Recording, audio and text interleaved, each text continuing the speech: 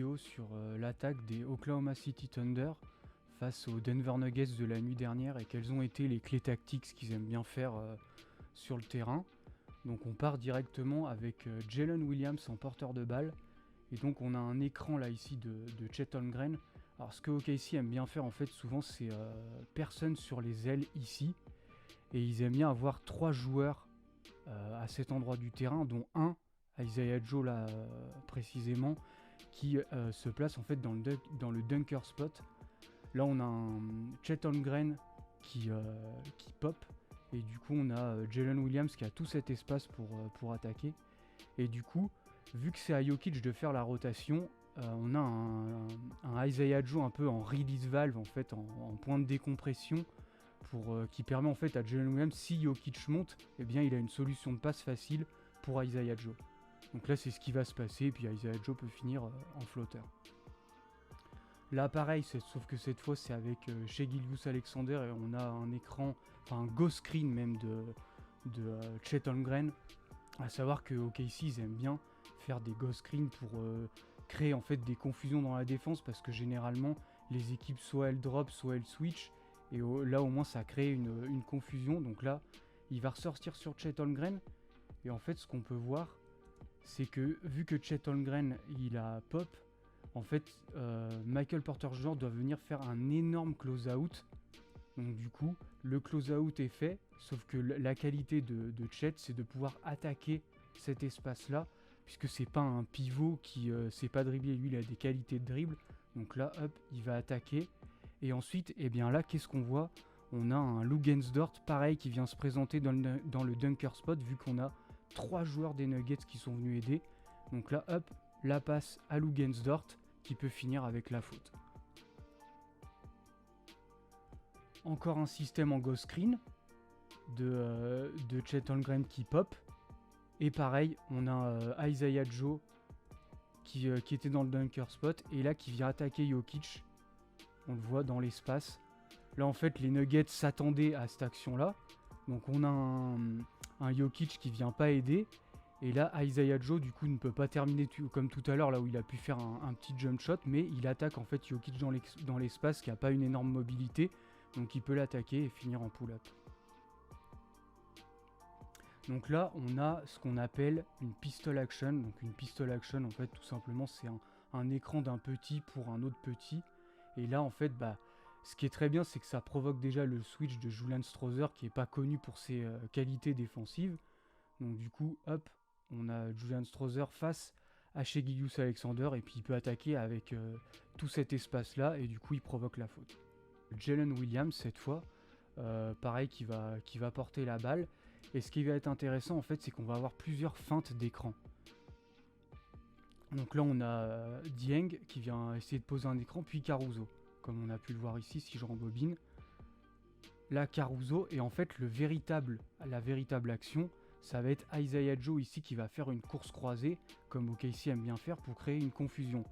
Donc là on a Julian Strawther qui était sur Isaiah Joe. Et vu qu'il a peur de la menace de drive de Jalen Williams, il se met là et il hésite à aller aider, parce que s'il va aider, ça laisse une ligne de drive ouverte à J-Dub. Donc du coup, il reste. Jalen Williams fait la bonne lecture sur Isaiah Joe. Et là, on a Dario Saric du coup qui est obligé de faire un close-out. Et ce qu'on peut voir aussi également, c'est que forcément là, ça va créer un surnombre. Là, il y a déjà 2 joueurs d'OKC face à seulement Russell Westbrook. Et du coup, intelligemment, ce que va faire Caruso, c'est qu'il va faire un écran au cas où. Là, vous voyez, si par exemple Russell Westbrook voulait venir, normalement c'est lui qui a la responsabilité de venir close out là. Là, il y a Caruso qui vient faire un écran. Et du coup, ce qu'on a, c'est un 3 points ouvert dans le corner. On appelle une Miami Action. Donc une Miami Action, en fait, c'est simplement un dribble end-off suivi d'un pick and roll de Chet Holmgren. Et pareil, on voit toujours Chet Holmgren qui pose pas vraiment l'écran. Et là, on a un Jokic qui vient edge. Donc un edge, c'est simplement qui vient monter haut sur l'écran. Si on avait un drop, en fait, il serait resté là. Mais s'il était resté en drop, forcément, ça fait un shoot ouvert, un pull-up à 3 points pour Jalen Williams.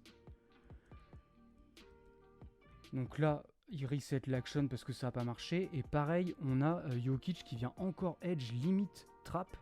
Et en fait, là, ce qui est bien, c'est que du coup, le contre-move un peu pour contrer le edge, c'est de glisser l'écran. Donc, c'est ce qu'a fait là Chet Holmgren.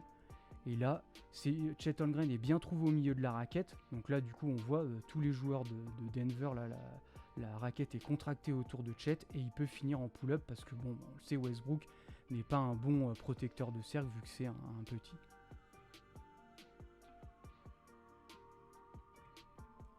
Là, on a encore une action à deux, donc avec Chet et Shai Gilgeous-Alexander.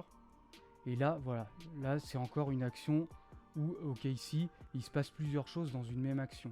Là, on a toujours le ghost screen et en même temps, on a un flare screen puisqu'en fait, c'est à Michael Porter Jr. normalement de venir aider.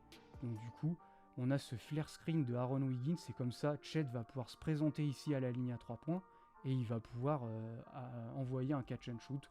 Ou alors, comme ici, attaquer le close-out, puisque comme tout à l'heure, on le sait, il a des qualités de dribble pour pouvoir attaquer ses close-out. Et là, pareil, c'est ça qui est intéressant avec OKC, c'est que à chaque fois, ils prennent les bonnes décisions. C'est ce qu'on appelle le rôle de connecteur en NBA. Je vais attaquer le close-out, j'attire une aide, je ressors. Là, il y a l'aide Jamal Murray qui vient. Du coup, hop, je re-attaque le close-out et je peux finir en pull-up à mi-distance. En plus, ce qui est intéressant sur ce match-là, c'est que je ne sais pas si vous vous rappelez la série contre Dallas, c'était un peu le défaut de cette équipe d'OKC qui avait du mal un peu à faire des pull-up mid-range après attaque de close-out. Donc là, c'est intéressant qu'on peut voir que, en tout cas, les joueurs les prennent. Là, alors là, c'est très intéressant, puisque là, du coup, on a une action qui est énormément utilisée dans le playbook de Mark Daigneault. C'est en fait un Spain leak. En fait, c'est comme un Spain pick and roll. Donc un Spain pick and roll, c'est un pick and roll avec un écran là de Chet Holmgren. Et le Spain, en fait, c'est un écran, un back screen qui est fait en même temps que le pick and roll. Mais sauf que là, comme je l'ai dit tout à l'heure, OKC, ils aiment bien ne pas poser les écrans. Donc en fait, au lieu de poser l'écran, Isaiah Joe, il va faire une course croisée. Donc là, il fait la course croisée.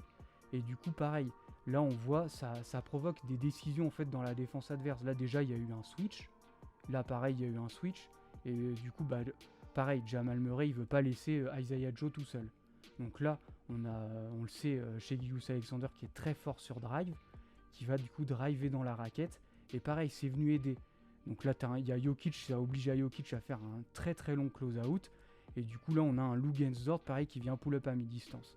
Donc là, bon, c'est très bien défendu de la part de Denver, mais en tout cas, dans l'idée, c'est ça qu'on veut voir du côté d'OKC. C'est du mouvement et puis de l'attaque de close-out après que l'action ait créé du décalage. Donc là, on a encore une pistol action. Donc là, ça s'appelle même pistol flare, puisqu'en fait, pistol action, comme je vous ai dit tout à l'heure, c'est une action entre petits, suivie d'un flare screen, ici, là, de Chet Holmgren, qui fait un flare screen pour Isaiah Joe, pour qu'il puisse aller à la ligne à 3 points. Et ensuite, on a à nouveau un écran de Chet Holmgren, et on a, en fait, ça se transforme en empty side pick and roll, et c'est ça qui est intéressant avec OKC. Une action n'a pas marché, mais hop, tout de suite, on en fait une autre. Donc là, on a une empty side action avec Chet Holmgren et sa menace de pick and pop. Et on a toujours Jokic en edge. Et en fait, ça a été un peu l'histoire de ce match. C'est Oklahoma City qui va essayer d'attaquer Jokic en edge. Donc là, vous voyez, on a Chet qui est là. Du coup, ça oblige Jamal Murray à close sur Chet Holmgren. Et là, on a un surnombre. Là, on a un gros surnombre. Et en plus, on a Isaiah Joe qui est un excellent shooter à 3 points qui a tout cet espace-là. Donc c'est ce qui va se passer. Christian Brown est venu aider. Et du coup, on a Shai qui peut ressortir sur Isaiah Joe et qui peut catch and shoot à 3 points. Là, pareil, on a toujours là ce Spain pick and roll.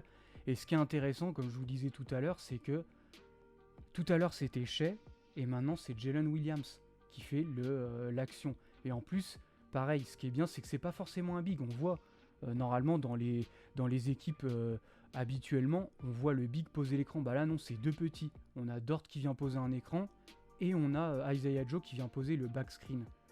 Et donc là pareil, là en fait Michael Porter Jr. il est chargé de tag le roller. Donc en fait quand Luguentz-Dort roule au panier, c'est lui qui est chargé de l'aide. Et là du coup, eh bien on a un Isaiah Joe qui est laissé seul à 3 points et qui peut pull up. Bon, c'est raté, mais en tout cas, dans l'idée, c'est un très bon shoot pour l'attaque d'Oklahoma City. Là, c'est pareil. Je remets rapidement l'action. Là en fait pareil, on attaque encore le edge de Jokic qui monte haut. Donc pareil, on a un écran glissé de Chet Holmgren qui est ici. Et pareil là, il se retrouve au milieu de la raquette. Et on a créé le surnom qu'on veut.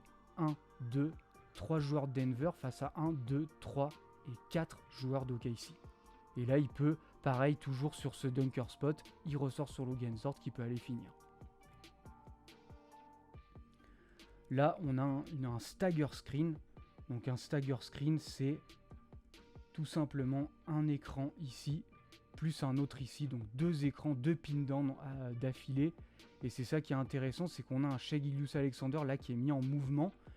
Et ce qui est intéressant aussi, c'est que bon là sur ce match-là, il n'y avait pas Isaiah Hartenstein, mais c'est très bien sur ce genre d'action qu'on pourrait retrouver avec ici en porteur de balle Isaiah Hartenstein.